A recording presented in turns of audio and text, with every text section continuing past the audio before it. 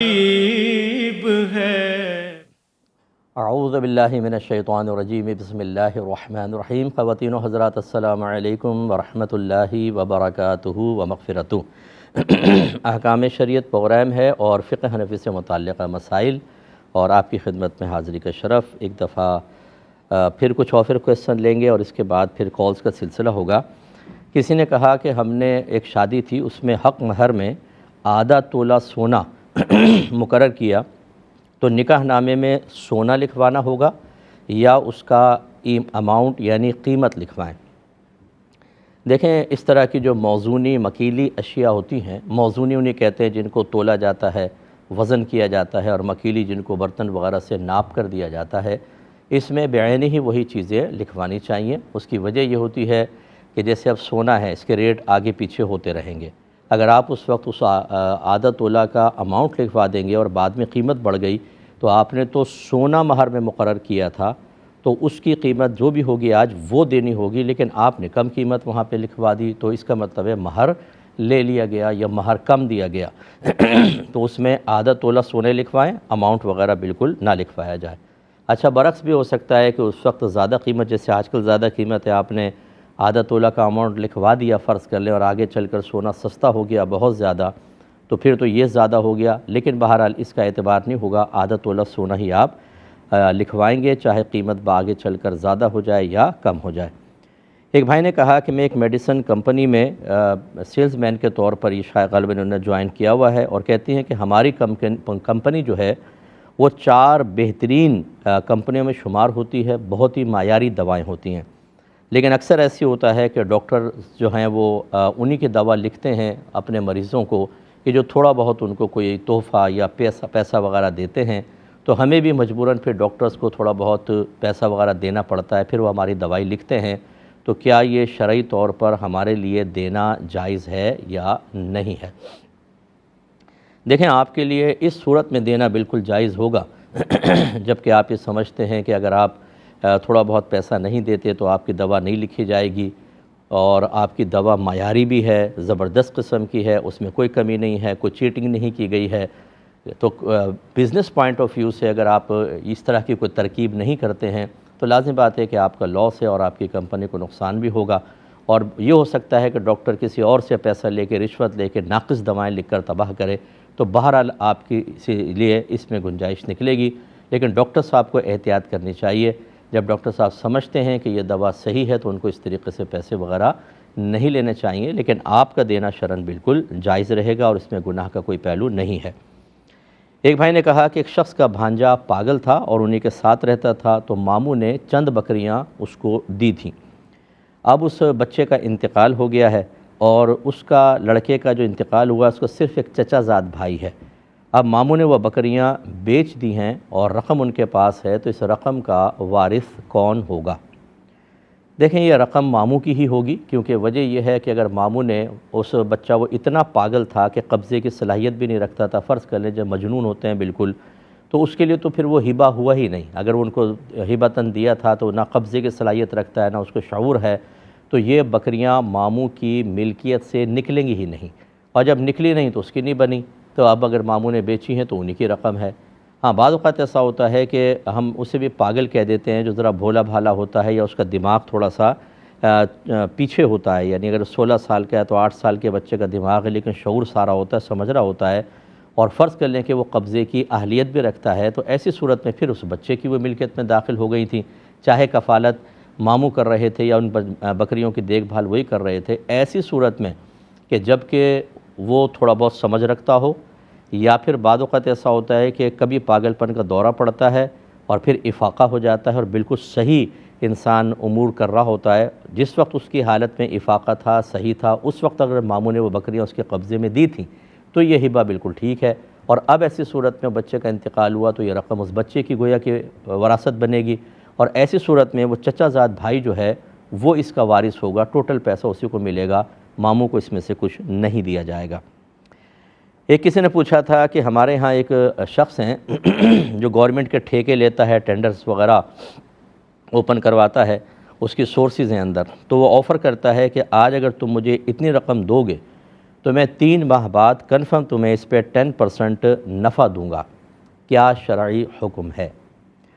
دیکھیں ایسا بالکل جائز نہیں ہے کہ پہلی بات تو یہ کہ کس چیز میں انویسٹ کرے گا، رشوتیں دے گا وہاں پر اور ٹینڈر لے گا اور ٹھیکے لے گا، اس رشوت سے جب اس کو فائدہ حاصل ہوگا اس میں سے پیسہ دے گا، یہ کوئی بزنس اور کاروبار تو ہے نہیں۔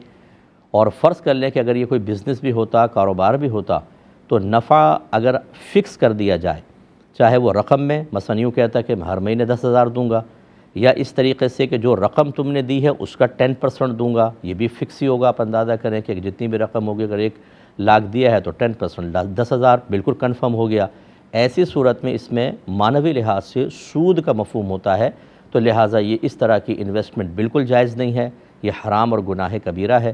اور جبکہ آپ سمجھتے ہیں کہ اس قسم کے معاملات آج کل بغیر رشوت کے، بغیر کسی کا حق مارے، کسی کو دھکا دیے بغیر حاصل کرنا بہت ہی دشوار ہے۔ میں نہیں کہتا ہوں کہ 100% غلط ہو رہا ہے، لیکن بہرحال ایسا ہے۔ تو اس قسم کے معاملات میں پیسہ انویسٹ کر کے اس کے مشکوک نفع کو لے کر اور پھر تذبذب کے عالم میں ضمیر کی ملامت کے ساتھ استعمال کرتے رہنا، یہ قطعاً غیر مناسب ہے۔ اپنی جان بچائیں اور اس میں ہرگز ایسا کوئی انویسٹمنٹ وغیرہ نہ کریں۔ ایک کالر ہمارے ساتھ ہیں، کال لیتے ہیں۔ السلام علیکم۔ وعلیکم السلام۔ جی بھائی جان۔ مجھ سے میرے 3 کوشچنز ہیں۔ جی پہلا کوشچن یہ ہے کہ مطلب جو قربانی واجب ہونے کی جو شرائط ہیں، اگر کسی شخص میں نہ پائی جائے لیکن وہ یہ کہے کہ نہیں میں قرضہ لے کر قربانی کروں گا، اور بعد میں یہ قرضہ اس کے لیے لٹانا بھی مشکل ہو جائے، اگر وہ اس طرح قربانی کرتا ہے تو کیا یہ قربانی اس کی واجب ادا ہوگی؟ اور دوسرا کوشچن یہ ہے کہ جو جمعے کی نماز ہے، عید کی نماز ہے، اور اسی طرح جو 5 نمازیں ہم دن میں پڑھتے ہیں، ان کی جماعت قائم کرنے کے لیے کم از کم کتنے مقتدیوں کا ہونا شرط ہوتا ہے؟ ٹھیک ہے۔ اور لاسٹ کوشچن یہ تھا کہ سنت مؤکدہ میں اور فرض نمازوں میں قاعدہ اولیٰ میں بیٹھنے کی بجائے اگر کوئی کھڑا ہو جائے تو کیا وہ واپس پلٹ سکتا ہے؟ اور اگر یہاں پر کوئی امام صاحب ہوں تو ان کو لقمہ دینا کب جائز ہوتا ہے؟ اور اسی طرح مصطفیٰ صاحب یہ بھی رہنمائی فرمائیے گا، سم ٹائمز ایسا ہوتا ہے کہ کوئی بیٹھنے کے قریب ہوتا ہے تو کوئی کھڑا ہونے کے، تو ان دونوں صورتوں میں سجدہ صاحب کب واجب ہوتا ہے؟ ٹھیک ہے۔ اور جی بہت شکریہ۔ جی میں عرض کرتا ہوں، ایک کالر ہمارے ساتھ ہیں۔ السلام علیکم۔ السلام علیکم۔ وعلیکم السلام۔ جی بھائی جان۔ جی وعلیکم السلام۔ جی بولیے۔ جی میرے 3 سوال ہیں جی۔ جی بولیں۔ جی میرا پہلا سوال یہ ہے کہ میں نے نیت کی ہوئی ہے کہ میں نے انشاءاللہ اپنی زندگی میں قرآن پاک روز پڑھنا ہے، کھولنا ہے، ناغہ کوئی نہیں کرنا۔ تو کسی سفر پہ جانے کی وجہ سے یا کبھی وضو نہ ہونے کی وجہ سے اگر میں موبائل اس دن ایک دن موبائل میں دیکھ کے پڑھ لوں تو کیا میری یہ نیت پوری ہو جائے گی؟ چلیں۔ اور دوسرا سوال یہ ہے کہ ہمارے ماحول میں ادھر لاہور میں سے بول رہا ہوں، تو ہمارے ماحول میں ایسے ہوتا ہے کہ اکثر ہمارے پاس جب ہم کسی جگہ پہ جاتے ہیں یا ہمارے پاس کوئی مہمان آتے ہیں تو اس میں غیر محرم عورتیں بھی ہوتی ہیں، تو ہم ان کے سر پہ ہاتھ رکھتے ہیں جسے پیار دینا کہتے ہیں۔ اگر ہم ایسے نہیں کرتے تو ہمارے ماحول میں اسے اچھا نہیں سمجھا جاتا۔ پیار دینا ہمارے ماحول میں ایسے رواج ہے، تو کیا یہ جائز ہے؟ اور تیسرا سوال یہ ہے کہ عورتیں کیا قبرستان جا سکتی ہیں یا ان کی کوئی عمر کا تقاضا ہے؟ اور میں انشاءاللہ عرض کرتا ہوں۔ بھائی کے کوشچن پہلے لے لیتے ہیں۔ آپ نے شاید فرمایا کہ اگر کسی کے پاس قربانی کی شرائط جمع نہ ہوں، جو 4 ہوتی ہیں، میں انشاءاللہ اس کو نیکسٹ پروگرام میں تفصیل سے ذکر کروں گا انشاءاللہ عز و جل، تاکہ قربانی کا ایام تھوڑے قریب آئیں تو سمجھنے میں آسانی ہو۔ لیکن بہرحال مسلمان ہونا، عاقل و بالغ ہونا، مقیم ہونا اور مالک نصاب ہونا، یہ 4 شرطیں ہیں، تفصیل بعد میں کر لیں گے۔ اب یہ کہہ رہے ہیں کہ ایک شخص کے اندر قربانی کی شرائط موجود نہیں ہیں، لیکن وہ کہتا ہے کہ میں قرضہ لے کے قربانی کروں گا، حالانکہ اس کو یقین بھی ہے بعد میں کہ قرضہ لوٹانا بے حد مشکل ہوگا۔ اب اگر وہ قربانی کرتا ہے تو کیا اس کا واجب ادا ہوگا یا نہیں؟ دیکھیں، واجب ادا نہیں ہوگا، یہ نفل قربانی بنے گی، کیونکہ اگر وہ قرض لے لے گا تو مقروض ہے اور اپنا مالک نصاب تو پہلے ہے ہی نہیں، تو اس بیچارے پہ کہاں سے قربانی واجب ہوگی؟ ہاں، اگر کوئی یہ حکم ہوتا ہے کہ اگر کوئی شرعی فقیر ہے اور وہ قربانی کی نیت سے جانور خرید لے، قربانی کی نیت سے جانور خرید لے کہ میں اسی کو قربان کروں گا، تو پھر اس پر اس جانور کی قربانی واجب ہو جاتی ہے۔ قربانی واجب نہیں کہتے، اس کو کہتے ہیں اس جانور کی قربانی واجب ہے کہ اب وہ اپنی نیت کو نہیں بدل سکتا۔ اور ایک ہے کہ اس نے کوئی یہ نیت نہیں کی کہ میں قربانی کی نیت سے جانور لے کر نہیں آیا، بس پیسے لیے جانور خرید لیا، آپ سوچا چلو اس کی کر لیتا ہوں، تو پھر یہ نفل ہوگی، واجب نہیں ہوگی، کیونکہ شرائط نہیں پائی گئی۔ تو بہرحال آپ کی صورتحال سے اندازہ ایسا ہوتا ہے کہ اس نے قربانی کی نیت سے ہی جانور خریدے گا، اگر خریدے گا تو بہرحال اس پہ قربانی اس جانور کی واجب ہوگی، لیکن اس طرح کا بیجا تکلف کرنے کی بالکل اجازت نہیں ہوتی ہے۔ شریعت کسی کے سامنے بلا ضرورت دستے سوال دراز کرنا، مانگنا اور اس طرح اپنے آپ کو ایک طریقے سے کسی کے سامنے ذلت پر پیش کرنا بالکل ناپسند کرتی ہے، اور یہاں کوئی ایسی ضرورت نہیں ہے کہ وہ مانگ کر قربانی کرے، لہٰذا اس کو منع کیا جائے گا کہ آپ ایسا ہرگز نہ کریں، لیکن بہرحال کرے گا اور قربانی کرے گا تو قربانی ہو جائے گی اس کی۔ ایک انہوں نے کہا کہ جمعہ، عید اور 5 نمازیں جو ہم پڑھتے ہیں اس میں کم از کم کتنے مقتدی ہوں تو جماعت متحقق ہوگی؟ دیکھیں، جمعہ اور عید کا تو ایک حکم ہوتا ہے کہ امام کے علاوہ کم از کم 3 مقتدی ہوں گے تو عید ہوگی یا جمعہ ہوگا، اس سے کم ہوں گے تو عید اور جمعہ ادا نہیں ہوگا۔ لیکن جو عام فرض نمازیں ہوتی ہیں اس میں اگر امام کے علاوہ ایک بھی مقتدی ہو تو یہ جماعت متحقق ہو جائے گی۔ جیسے 2 آدمی کھڑے ہیں تو امام آگے کھڑے ہو جائیں اور ان کے ٹخنوں کے قریب بس تھوڑا پیچھے ان کے ساتھ دوسرا مقتدی کھڑا ہو جائے، یہ جماعت ہو جائے گی، لیکن عید اور جمعے کے لیے کم از کم 3 مقتدی ہونا لازم ہوتا ہے۔ ایک انہوں نے کہا کہ اگر کوئی فرض پڑھ رہا ہے یا سنت مؤکدہ ادا کر رہا ہے اور قاعدہ اولیٰ کے اندر بیٹھنا تھا بھول گیا اور کھڑا ہو گیا تو کیا یہ نیچے بیٹھے گا کہ نہیں؟ تو دیکھیں، اگر وہ بیٹھنے کے زیادہ قریب ہے، تھوڑا سا اٹھا تھا تو فوراً بیٹھ جائے پھر تو ٹھیک ہے، لیکن اگر سیدھا کھڑا ہو گیا تو پھر واپس آنا اس کا گناہ ہوگا۔ اب یہ سیدھا کھڑا ہو جائے اور آخر میں سجدہ سہو کر لے۔ اب یہی مسئلہ پھر اگر امام کے ساتھ ہو کہ امام صاحب اگر بیٹھنے کے قریب ہیں اور کسی نے فوراً لقمہ دے دیا اور وہ بیٹھ گئے، ٹھیک ہے، لیکن اگر امام صاحب سیدھے کھڑے ہو گئے، اب کسی نے لقمہ دیا تو کیونکہ اب تو امام کا لوٹنا بھی جائز نہیں تھا تو یہ بے محل لقمہ ہوگا، جس نے لقمہ دیا اس کی نماز فاسد ہو جائے گی، اور اگر کھڑے ہونے کے بعد امام نے لقمہ قبول کر کے بیٹھ گئے تو باقی سب کی نماز بھی فاسد ہوگی۔ اس لیے امام کے پیچھے وہ لوگ کھڑے ہوں کہ جن کو شرعی مسائل آتے ہوں اور انہیں معلوم ہو کہ لقمہ کب دینا ہے کب نہیں۔ بعض اوقات تو ایسے کھڑے ہو جاتے ہیں کہ امام کو لقمے کی ضرورت ہوتی ہے، وہ خاموش رہتے ہیں، امام بیچارہ غلطی کر بیٹھتا ہے، پوری مسجد میں فتنہ فساد ہو جاتا ہے۔ اور بعض اوقات ایسے کھڑے ہوتے ہیں جن کو پتہ ہی نہیں ہوتا، وہ بات پہ لقمہ دے کر سب کی نمازوں کے فساد کا اہتمام کر رہے ہوتے ہیں۔ اس لیے دونوں ہی خطرناک ہیں، شرعی طور پہ جس کو مسئلہ معلوم ہو وہی کھڑا ہو، یہ سب سے بہتر ہے۔ ایک بھائی نے کہا کہ میں نے نیت کی تھی کہ میں روزانہ قرآن مجید کھول کر پڑھوں گا، تو اب بعض اوقات ہم سفر پہ جا رہے ہوتے ہیں، بعض اوقات بے وضو ہوتے ہیں، تو اگر میں موبائل میں پڑھ لوں تو یہ قرآن کھول کر جو پڑھنے کی میں نے نیت کی تھی، کیا یہ نیت پوری ہوگی کہ نہیں؟ دیکھیں، اگر آپ اس کی منت بھی مانتے نا، یہ نہیں کہہ دیتے کہ میں اللہ کی رضا کی خاطر قرآن کھول کے پڑھوں گا، تو یہ کوئی شرعی منت نہ ہوتی، اور آپ نے ویسے ہی نیت کا کہا ہے تو کوئی آپ پابند نہیں ہو گئے کہ باقاعدہ قرآن پاک جو کتابی شکل میں ہے اس کو کھول کر آپ پڑھیں۔ آپ موبائل پہ بھی پڑھ سکتے ہیں، آپ کسی اور صفحے پہ لکھا ہو اس پہ پڑھ سکتے ہیں۔ بہرحال یہ نیت پوری کرنا کوئی لازم نہیں ہے۔ اگر آپ سفر پہ ہیں یا بے وضو ہیں تو موبائل میں بالکل آپ تلاوت جاری رکھیں تاکہ آپ کا ناغہ نہ ہو اور آپ بالکل گناہگار نہیں ہوں گے۔ انہوں نے کہا کہ ہمارے ماحول میں، لاہور سے انہوں نے کہا ہے، اور گاؤں وغیرہ میں بھی کافی ایسے ماحول ہوتا ہے کہ جب مہمان آتے ہیں تو نامحرم عورتیں بھی ہوتی ہیں، تو وہ سر آگے کر دیتی ہیں تو ہم سر پہ ہاتھ رکھ دیتے ہیں، اس کو پیار کرنا کہتے ہیں، تو کیا یہ جائز ہے یا نہیں ہے؟ دیکھیں، اگر اس قسم کے رواج ہوتے ہیں، ان مدارات کا لحاظ کرنے میں شرعاً کوئی حرج نہیں ہوتی، خاص طور پہ جب کہ بڑے بوڑھے ہوتے ہیں، نانا ہیں، دادا ہیں، تایا ہیں، پھپھا ہیں، بڑی عمر کے ہوتے ہیں، تو بچیاں اپنا سر آگے کر دیتی ہیں۔ ہونا یہ چاہیے، یہ خاص طور پہ اس کی احتیاط کر لیں کہ ایک موٹی چادر یا یعنی ایسا دوپٹہ جو باریک نہ ہو وہ سر پر ہو، بس ہلکے سے سر پہ یوں ہاتھ رکھ دیں، اس کی گنجائش بالکل نکلے گی۔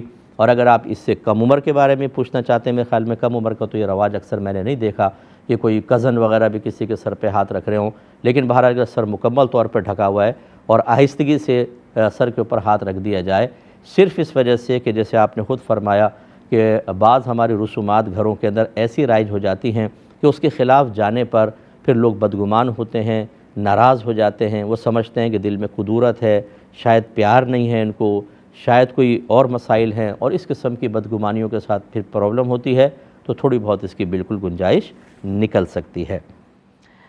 ایک بہن نے فرمایا تھا کہ میں بیوٹی پارلر چلاتی ہوں اور ہم دلہن تیار کرتے ہیں، بعض اوقات ایسا ہوتا ہے کہ کلائنٹ اپنی کچھ رقم ہمیں ایڈوانس دے دیتے ہیں اور ہم ان کو ٹائم بتا دیتے ہیں کہ فلاں وقت میں ہم تمام چیز ارینج کر کے رکھیں گے، آپ دلہن کو لائیں اور ہم آپ کو اس کو تیار کر دیں گے۔ لیکن بسا اوقات ایسا ہوتا ہے کہ جب وہ ٹائم آنے والا ہوتا ہے اس سے پہلے ہی وہ اپنا معاہدہ کینسل کر دیتے ہیں۔ اب ہم نے ساری ارینجمنٹ کی ہوتی ہے، اپنا اسٹاف ہوتا ہے، کسی اور کو ہم بکنگ نہیں دیتے، اس سے ہمارا بظاہر ایک نقصان کا پہلو نکلتا ہے۔ تو کیا ہم یہ جو ایڈوانس انہوں نے دیا ہے، اگر وہ ڈیل کینسل کرتے ہیں تو ہم اس کو رکھ سکتے ہیں یا نہیں رکھ سکتے؟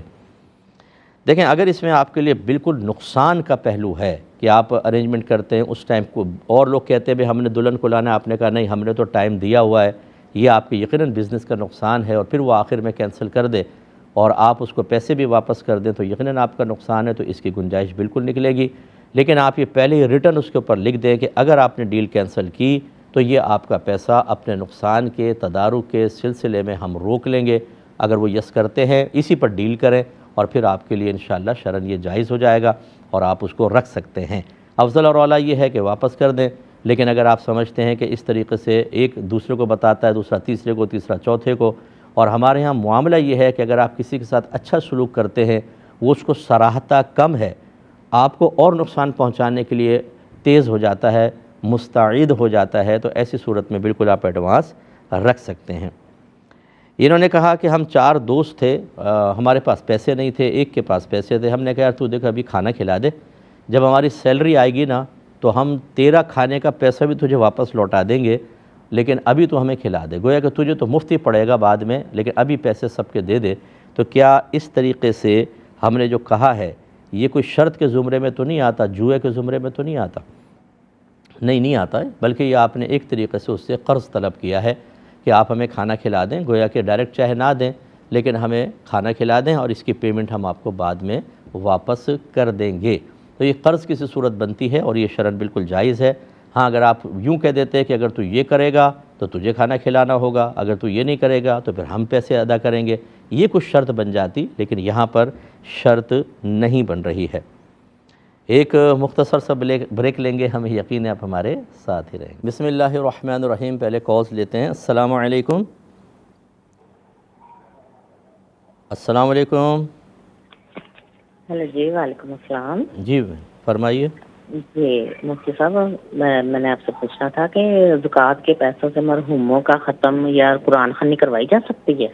اور جی بہت شکریہ۔ میں عرض کرتا ہوں، ایک اور کالر ہیں۔ السلام علیکم۔ السلام علیکم۔ شاید لائن ڈراپ ہو گئی ہے۔ یہ بھائی نے ایک پیچھے کویسچن کیا تھا کہ عورت کا قبرستان میں جانا کیسا ہے، بوڑھی یا جوان کے لیے کیا حکم ہوگا؟ دیکھیں، جہاں پر قبرستان، ویسے تو پہلے سمجھ لیں کہ قبور کی حاضری ایک امر مستحب ہے۔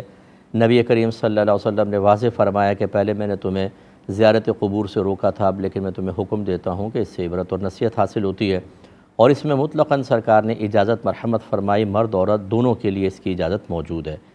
یہ جو منع کیا جاتا ہے، اچھا یہ امر مستحب ہے، جو منع کیا جاتا ہے وہ اس لیے کہ ایک مستحب کام کے لیے عورت گھر سے باہر نکلے، تو اکثر عورتوں کا باہر نکلنا پھر قبرستان کے ماحول ایسے ہوتے ہیں کہ وہاں فتنہ، فساد اور خرابی کا اندیشہ ہوتا ہے، لہذا بعض عورتیں بے پردہ نکلیں گی، ہو سکتا ہے وہاں پر جائیں تو مردوں عورتوں کا بہت زیادہ اختلاط ہو، یا بعض سنسان قسم کے قبرستان ہوتے ہیں تو عزت اور مال کے مسائل ہو سکتے ہیں۔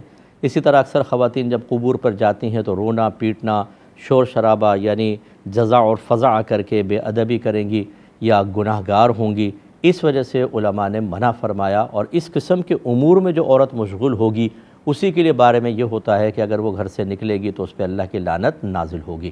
لیکن اگر کوئی بہن بالکل باپردہ طریقے سے باہر نکلتی ہیں، محرم ساتھ ہیں، اور وہاں پہ مرد و عورتوں کو کوئی اختلاط نہیں ہے، جان و مال کا کوئی خوف نہیں ہے، اگر وہ تھوڑی بہت دیر کے حاضری دے کر اپنے محرم کے ساتھ یا باہر سے کھڑے ہو کے فاتحہ وغیرہ پڑھ لیں تو اس میں گناہ کا کوئی پہلو نہیں ہے۔ وجہ اس کی یہ ہے کہ دیکھیں، اس کی دلیل میں آپ کو عرض کر دیتا ہوں کہ ہر سال لاکھوں کے حساب سے خواتین جو ہیں وہ شہدائے احد کے مزارات پر حاضری دیتی ہیں۔ جنت البقیع کے قبرستان میں اگرچہ اندر نہیں جانے دیتے، لیکن یہ قبرستان کے قصد و ارادے سے جاتی ہیں، باہر فاتحہ پڑھتی ہیں۔ ایسی جنت المعلا کا قبرستان ہے۔ اسی طریقے سے جو یہ مطلب ایجنٹ حضرات ہوتے ہیں، بعض پرانے قبرستانوں کے پاس لے جاتے ہیں کہ جی یہاں فلاں فلاں کی قبر ہے، وہاں جا کے عورتیں فاتحہ پڑھتی ہیں۔ تو اگر مطلقاً عورتوں کا اس طرح قبرستان جانا حرام اور گناہ کبیرہ اور باعث لعنت کہا جائے تو کیا یہاں باعث لعنت رہے گا اور وہاں باعث رحمت ہو جائے گا؟ وجہ فرق کیا ہوگا؟ تو یہ کوئی وجہ فرق یہاں پر ایسا نہیں ہے کہ وہاں ایک امر جائز ہو جائے اور یہاں مطلقاً حرام ہو جائے۔ اس کے باوجود میں یہی گزارش کروں گا کہ بہنیں اپنے گھر سے ہی جو ایصال ثواب کرنا چاہیں کریں۔ کبھی کبھار ایسا اگر ہو جیسے کوئی محرم جا رہے ہیں، راستے میں قبرستان ہے، دل چاہتا ہے ایک عورت کا کہ میں والدہ کی قبر پہ جاؤں، والد کی قبر پہ جاؤں۔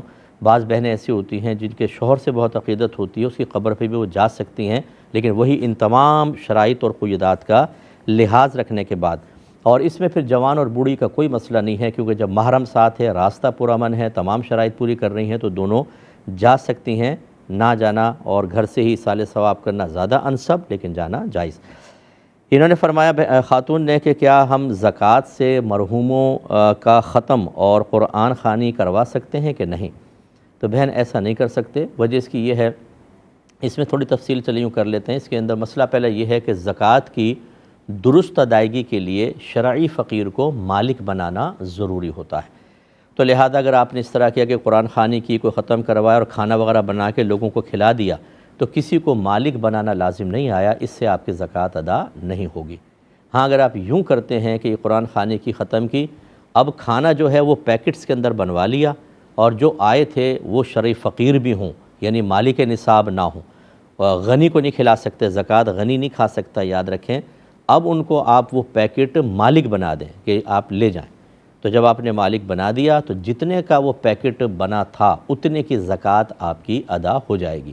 لیکن اگر آپ مالک نہیں بناتے، جیسے ہمارے گھر میں مہمان آتے ہیں، ہم یہ تو آفر کرتے ہیں جی جو کھانا کھائیں، آپ کا اپنا گھر ہے، لیکن کبھی ایسا تو نہیں ہوتا کہ وہ اپنی تھیلی نکال کے رانے اس میں ڈالنا شروع کر دے؟ وہ مالک تو نہیں بناتے نا ہم، اگر کرے گا بھی تو ہم مایوس سمجھیں گے کہ دیکھو یہ لے کے جا رہا ہے یہاں سے۔ اس کا مطلب ہے کہ آپ کھانا مباح کرتے ہیں، مالک نہیں بناتے۔ اسی طرح اگر آپ نے اس میں کر دیا تو زکوٰۃ ادا نہیں ہوگی۔ تو دو امور کا بہت خیال رکھنا ہوگا۔ نمبر ایک، وہاں کوئی غنی نہ ہو، جس کو بھی آپ دیں وہ شرعی فقیر ہونا چاہیے، اور دوسرا مالک بنانا ہونا چاہیے، ورنہ ادا نہیں ہوگی۔ میرا مشورہ ہوگا زکوٰۃوں سے یہ کام نہ کریں، نفلی صدقے سے کریں۔ زکوٰۃ جو بیچارے شریف یہ کہہ لیں کہ جو ایسے لوگ ہیں جو مطلب وہ لفظ میرے ذہن میں دیکھے نہیں آ رہا، کہ جو بیچارے غریب قسم کے ہیں اور وہ خوددار قسم کے ہیں اور وہ کسی کے سامنے دست سوال دراز نہیں کرتے ہیں، ان کو جا کے آپ گھروں کے اندر دیں، یہ بیسٹ ہوتا ہے۔ ایک بھائی نے کہا، چلیں کالر ہیں، پہلے کال لیتے ہیں مزید۔ السلام علیکم۔ وعلیکم السلام۔ مفتی صاحب کیسے ہیں آپ؟ اللہ کا بڑا کرم۔ جی مفتی صاحب، میری نا ابھی ایک ہفتہ ہوا ہے نا اسپائنل کارڈ کی سرجری ہوئی ہے۔ اچھا۔ اور میں نا بہت مشکل سے صرف فرض ادا کر سکتی ہوں، میں نے ساری عمر جو سنتے ہیں نا کبھی بھی میں نے چھوڑی نہیں ہے۔ لیکن اب میں آپ سے یہ پوچھتی ہوں کہ اگر میں جب تک ٹھیک نہیں ہوتی خالی فرض اور واجب پڑھ لوں تو اس سے میں کوئی گناہ گار تو نہیں ہوں گی؟ ٹھیک ہے، ٹھیک ہے، میں عرض کرتا ہوں انشاءاللہ، بالکل عرض کرتا ہوں۔ دیکھیں، ہمارا مذہب اسلام بہت پیارا مذہب ہے، اور ایک بات اچھی طرح یاد رکھیے کہ جب حق اللہ اور حق العبد آپس میں مقابل آ جائیں تو حق العبد کو فوقیت ہوتی ہے، حق اللہ کو ہم چھوڑتے ہیں۔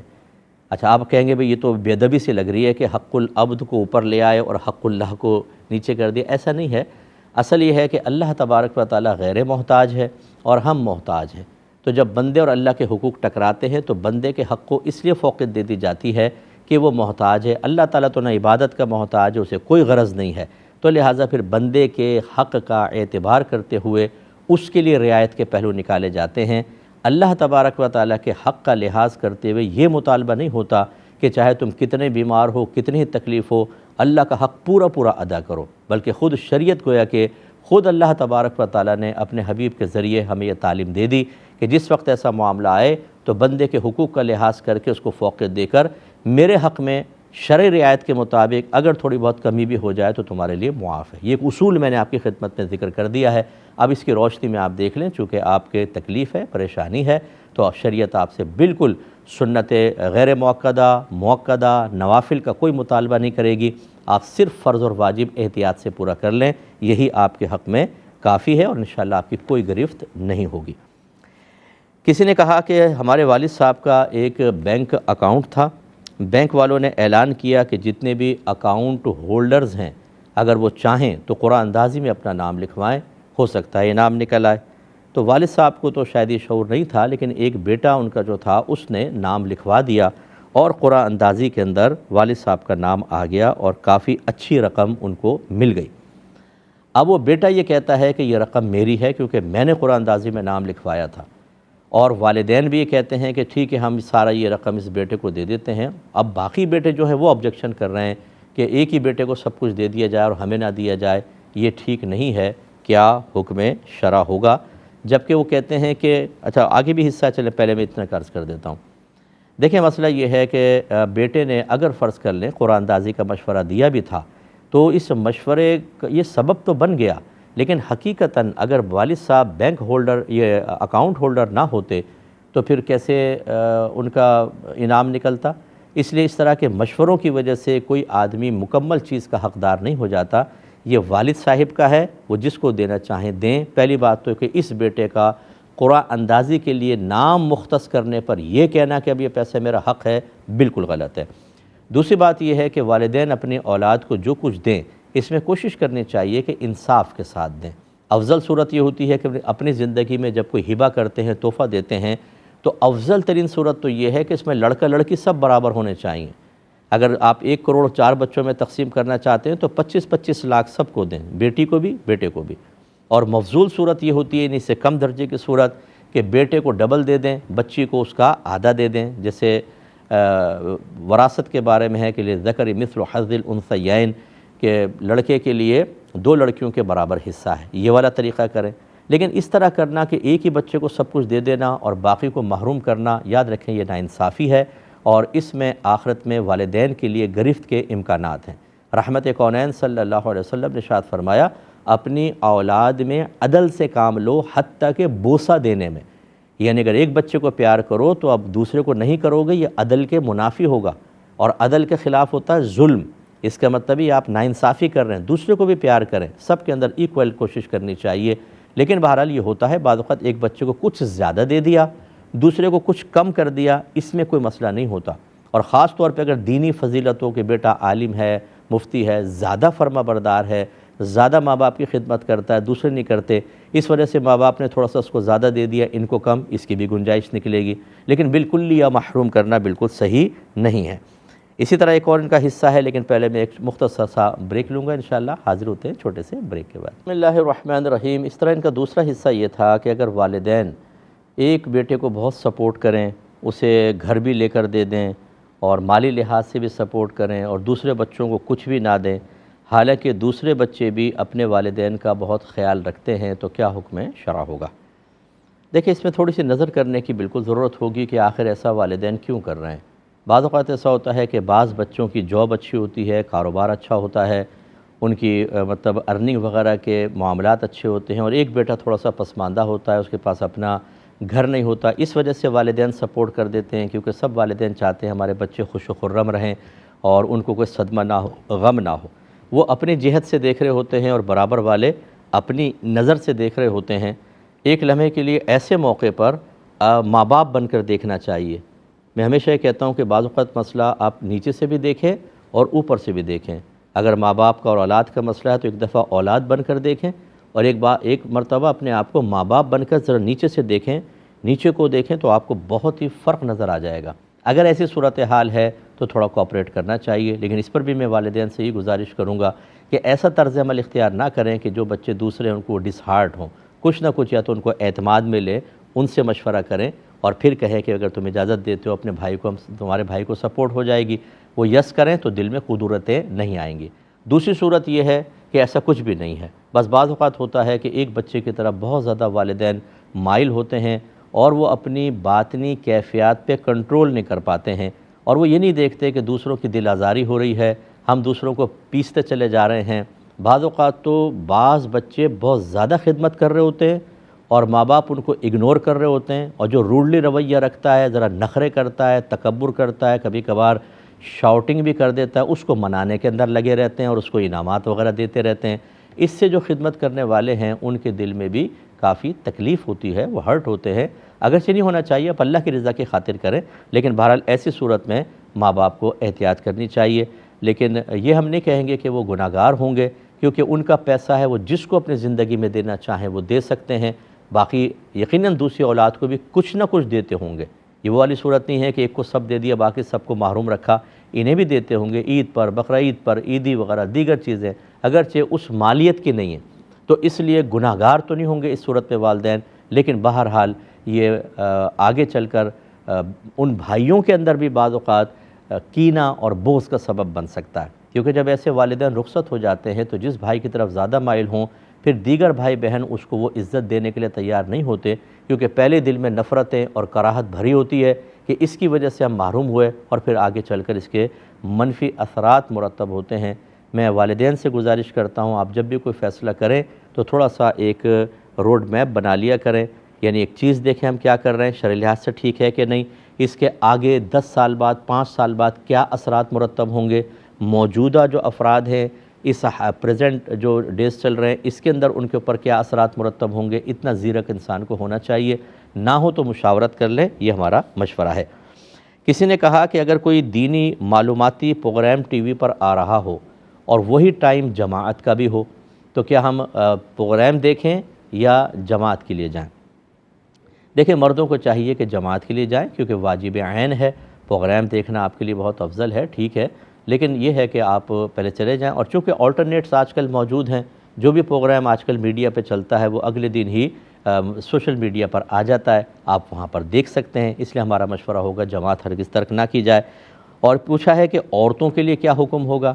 ہاں، عورتوں کے لیے ہم یہی کہیں گے کہ وہ پہلے اگر واقعی اچھا معلوماتی پروگرام ہے پہلے وہ پروگرام دیکھ لیں، بعد میں نماز پڑھ لیں، کیونکہ بہنوں کے لیے تو کوئی جماعت لازم ہے نہیں، وہ ڈیلے کر سکتی ہیں۔ ہاں، اگر فرض کر لیں کہ ایسی صورت ہے کہ نماز کا وقت تنگ ہے کہ یا پروگرام دیکھ لیں یا نماز پڑھ لیں، اگر پروگرام میں لگیں گی نماز قضا ہو جائے گی تو پھر تو نماز پڑھنی ہوگی، اور قضا کے امکان نہیں ہے، وقت میں گنجائش ہے تو پہلے پروگرام دیکھ لیں اور اس کے بعد پھر وہ نماز کو ادا کریں۔ یہ انڈیا جے پور سے ایک وکیل صاحب نے مجھے بھیجا تھا تو میں بہنی اس سوال کو نقل کر رہا ہوں ان کے الفاظ میں۔ وہ کہتے ہیں کہ ہم کورٹ میں 99% جھوٹ بولتے ہیں، اور کوئی بھی وکیل ایسا نہیں ہوگا کہ جو جھوٹ نہ بولتا ہو، سب جھوٹ بولتے ہیں، اور جو سچ کا دعویٰ کرے کہ میں بالکل 100% سچ بولتا ہوں کہتے ہیں یہ بھی جھوٹ ہے۔ اب یہ کہتے ہیں میری عمر ایسی ہے کہ یہ چھوڑ دوں تو کچھ اور کرنا میرے لیے ممکن نہیں ہے، یعنی وکالت اگر میں چھوڑ دوں اور اگر میں اس طرح نہ کروں یہ دیگر معاملات تو میرا گھر بار کیسے چلے گا، تو کیا میرے لیے جھوٹ وغیرہ بولنے کی گنجائش ہوگی یا نہیں ہوگی؟ دیکھیں اس میں زیادہ تبصرہ نہیں کروں گا۔ پہلی بات تو یہ کہ میں وکلاء کی تھوڑی سی تائید کروں گا کہ ایسا نہیں ہوتا کہ ہر ایک جھوٹ ہی بولے، ہر کیس میں ایسا نہیں ہوتا، بعد میں بالکل سچائی کے ساتھ بولنے سے بھی کیس حل ہو جاتے ہیں، اور یہ نہیں ہوتا، ہاں ہوگا سب، دوسری چیز بھی ہے اور ہے، مطلب ہم بھی اسی معاشرے کا حصہ ہیں، لیکن بہرحال یہ نہیں ہے کہ کوئی ایک طبقہ ایسا ہی نہیں ہو تو خود اپنے طبقے کے بارے میں کہا، لیکن میں تھوڑا سا ڈیفینڈ کر رہا ہوں کہ ایسا نہیں ہوتا کہ ہر طبقے میں 100% کو خراب چیز ہو رہی ہوتی ہے، تھوڑا بہت اوپر نیچے ہوتا ہے، پہلی بات۔ دوسری بات یہ کہ اکثر جو کیسز کے معاملات ہوتے ہیں یہ حقوق العباد سے تعلق رکھتے ہیں، آپ ایک آدمی کیس جیتتا ہے اور دوسرا ہارتا ہے تو لازم اس کے لیے نقصان کے پہلو نکلتے ہیں، بعد وقت جیل ہو جاتی ہے، جرمانہ ہو جاتا ہے، پھر اگر وہ قابل گرفت ہو جائے تو پوری فیملی ڈسٹرب ہوتی ہے، اس کا اسٹیٹس متاثر ہو جاتا ہے، اس کی سابقہ عزت بعض اوقات قائم نہیں رہتی ہے۔ اس صورت میں اگر ہم جھوٹ بول کر اس طریقے سے لوگوں کے لیے باعث تکلیف بنتے ہیں اور پھر آپ یہ کہیں مفتی صاحب کی گنجائش نکالیں، تو یہ گنجائش ہمارے ہاتھ میں نہیں ہے۔ صحیح بات یہ ہے یہ حقوق العباد کا معاملہ ہے، اللہ تبارک و تعالیٰ آپ کو کھڑا کرے گا اور جس کے ساتھ آپ نے اس طرح کی بے انصافی کی اسے بھی کھڑا کرے گا، اور پھر وہاں معاملہ نیکیوں کا ہوگا کہ اگر آپ کی غلطی ثابت ہوگی تو آپ کی نیکیاں نکال کر نامہ اعمال میں اس کے ڈالی جائیں گی، اور اگر یہ حساب پورا نہیں ہوگا تو اس کی برائیاں آپ کے نامہ اعمال میں ڈالی جائیں گی۔ اب اگر آپ کی نیکیاں ختم ہیں تو اللہ جو آپ کے لیے فیصلہ کرنا چاہے، جو حدیث کے مطابق بہت خطرناک ہے، آپ سمجھ گئے ہوں گے، اور ہو سکتا ہے کہ جو سامنے والا ہے وہ جنت میں چلا جائے۔ اس لیے سوچیں سمجھیں اچھی طریقے سے، جو بھی آپ فیلڈ کو چوز کرتے ہیں اپنی اولاد کے لیے پسند کرتے ہیں، ایسی کسی آزمائش میں نہ اپنے آپ کو ڈالیں نہ اولاد کو ڈالیں کہ ضمیر کی ملامت آپ کو سونے نہ دے۔ جیسے جیسے وقت گزرتا جائے جن لوگوں کے ساتھ آپ نے ظلم و زیادتی کی وہ خواب میں آ جائیں، وہ تصورات میں آ کے آپ کے ذہن کو جکڑ لیں اور وہ فریادیں کریں کہ تم نے ہمارے ساتھ جو سلوک کیا ہے، عنقریب تم مرنے والے ہو، قبر میں تمہیں پتہ چلے گا، میدان محشر میں تم ہمارے سے نکل کر بتاؤ، تو یہ چیزیں خوف زدہ کر دیتی ہیں۔ آدمی وقت تو گزار لیتا ہے لیکن اس کے بعد جب 30 40 50 سال گزر جاتے ہیں وہ ماضی کو دیکھتا ہے تو اس کو ایک ہولناک بھیانک سا ماضی نظر آتا ہے۔ اس وقت نہ اولاد کام آتی ہے بعض اوقات، نہ گھر والے جن کے لیے ہم نے اتنے گناہ کیے، اور اس کے بعد سب ہمیں قبر میں چھوڑ کے چلے جاتے ہیں، نہ کوئی فاتحہ نہ دعا، اس کے بعد پھر جو انجام وہ تو اللہ پر موقوف ہے۔ تو میں کوئی آخرت کے بارے میں حتمی بات نہیں کہہ سکتا ہوں، یہ معاملہ اللہ تبارک و تعالیٰ کے سپرد ہے۔ بہرحال سمجھدار ہے، خوف زدہ رہنا چاہیے۔ ایک بھائی نے کہا کہ کیا کسی غیر مسلم کو اس کی سالگرہ پر مبارکباد دے سکتے ہیں؟ دے سکتے ہیں۔ بعض اوقات قریبی لوگ ہوتے ہیں، دوست ہوتے ہیں، اسکول میں، کالج میں، یونیورسٹی کے اندر آپ کسی جگہ کام کر رہے ہوتے ہیں، اہل محلہ ہوتے ہیں، تو یہ مدارات کے اندر آتا ہے، تھوڑا بہت بھی مبارک ہو تمہاری سالگرہ مبارک ہو، اس طرح کہہ سکتے ہیں، کوئی اس میں مسئلہ نہیں ہے۔ ایک بھائی نے کہا کہ یہ ایک پرفیوم ایسی ہے جو بڑی اعلیٰ قسم کی ہوتی ہے، لیکن یہ ویل مچھلی کی الٹی سے تیار کی جاتی ہے۔ ویل مچھلی الٹی کرتی ہے، اس کو یہ جمع کر لیتے ہیں، اس سے پھر وہ پرفیوم تیار کرتے ہیں، تو ایسے پرفیوم کا استعمال کرنا کیسا ہے؟ دیکھیں، جو معدے سے جو چیز نکلتی ہے وہ نجاست غلیظہ ہوتی ہے، اور اگر واقعی فش ویل مچھلی اس طرح کی الٹی کرتی ہے اور یہ کنفرم ہے کہ وہ معدے سے نکلتی ہے تو نجاست غلیظہ ہے۔ اور اب اگر وہ نجاست غلیظہ کسی پرفیوم میں ملا کر اور اس کو استعمال کیا جائے تو یقیناً وہ آپ کے جسم کو ناپاک کر دے گی، اور اس میں کوئی اتنی بڑی ضرورت شامل نہیں ہے، لہٰذا اس سے اجتناب کیا جائے تو اجتناب ہی کرنا واجب ہوگا، ایسی پرفیوم ہرگز استعمال نہ کی جائے۔ ایک بھائی نے کہا کہ کسی نے کہا ہے کہ عورت کا دوپٹہ بھی عورت ہے، یعنی چھپانے کی چیز ہے، اس لیے اس کی بھی نمائش نہ کرے، کیا حکم شرع ہوگا؟ نہیں، غلط کہا۔ اگر تو اتنا باریک دوپٹہ ہے کہ سر پہ لیتے ہیں تو بال نظر آتے ہیں، تو پھر تو وہ یعنی پردے کے قابل ہی نہیں ہے، نہ کہ دوپٹہ عورت ہے۔ موٹی چادر لینی چاہیے، لیکن اگر موٹا دوپٹہ ہے تو اگر آپ یہ کہیں کہ سر کے بال بھی چھپانے کے تھے اور دوپٹہ بھی، تو اس کا مطلب دوپٹے کے اوپر بھی ایک اور چادر لیں تاکہ دوپٹہ چھپ جائے، اس کا تو یہ تقاضا ہے۔ حالانکہ وہ دوپٹہ ستر ڈھک رہا تھا کہ سر کو چھپا رہا تھا، تو لہٰذا یہ غلط بات کہی۔ جو پہنا ہوا لباس ہوتا ہے، دوپٹہ ہے، اگر موٹا ہے یا چادر لی ہوئی ہے تو یہ ستر کے اندر داخل نہیں ہوتی، نہ اس کو عورت کہیں گے چھپانے کی چیز، ورنہ تو پھر ایک چادر کے اوپر دوسری چادر، ایک دوپٹے پہ دوسرا دوپٹہ، اور اس کے کوئی بھی قائل نہیں ہے۔ امید ہے کہ آپ بات سمجھ گئے ہوں گے۔ اب چونکہ پروگرام کے وقت تقریباً ختم ہو رہا ہے، نیکسٹ ویک اگر زندگی رہی، اللہ تعالیٰ کو منظور ہوا، آپ کی خدمت میں حاضری کا شرف حاصل کریں گے۔ میں آپ سب سے گزارش کرتا ہوں، اگر آپ ہمارے پروگرام کو کسی لحاظ سے مفید محسوس کرتے ہیں، اور الحمدللہ بہت مفید ہے، لاکھوں لوگ اس کو دیکھ رہے ہیں، تو دوسروں کو دیکھنے کی ترغیب دیں۔ آپ کی ترغیب پہ کوئی پروگرام دیکھے گا، مسئلے سیکھے گا، آپ کے لیے بہت بڑا ثواب جاریہ ہے۔ اللہ تعالیٰ عمل کی توفیق عطا فرمائے، آمین۔ وآخر دعوانا ان الحمدللہ رب العالمین۔